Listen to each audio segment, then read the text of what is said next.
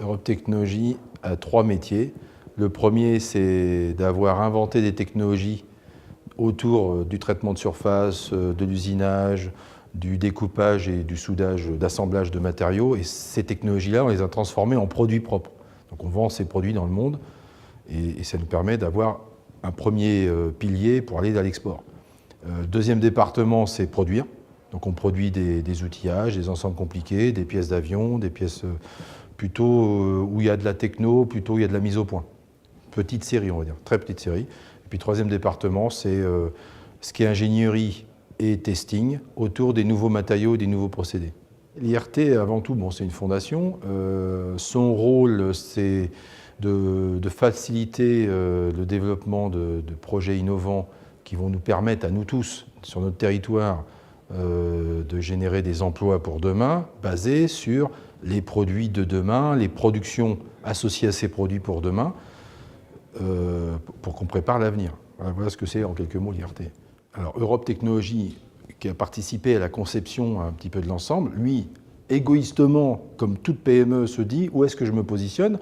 Nous, on a identifié qu'il y avait des domaines techno sur lesquels on travaillait déjà, mais on voit que comment ils pouvaient évoluer, quel serait le besoin de demain sur ces technos. Parce qu'il y a une chose qu'il faut bien voir, je crois, c'est que, à mon avis, ce qui tire la techno, c'est les nouveaux matériaux.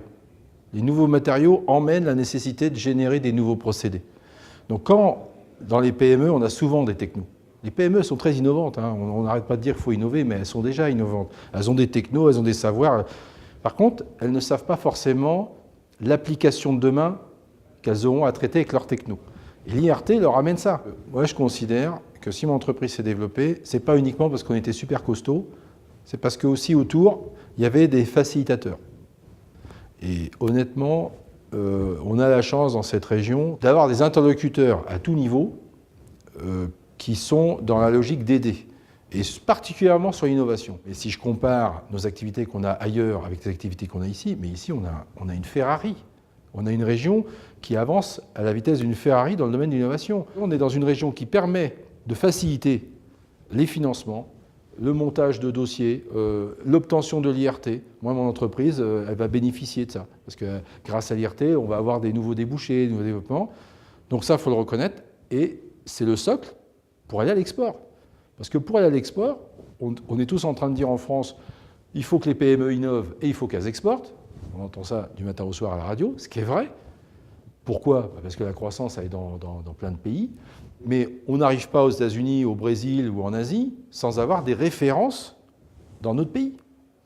J'y crois pas. Donc l'IRT permet à beaucoup d'entreprises, dont la mienne, d'avoir des références, d'avoir une vision de l'avenir. Parce que travailler avec Airbus, travailler avec des CNS, c'est avoir la vision des concepts d'avenir, de se préparer par l'avenir, et d'aller voir des clients dans le monde en disant « Oui, j'ai des références en France. Dans ma patrie, dans ma nation, ouais, j'ai des références.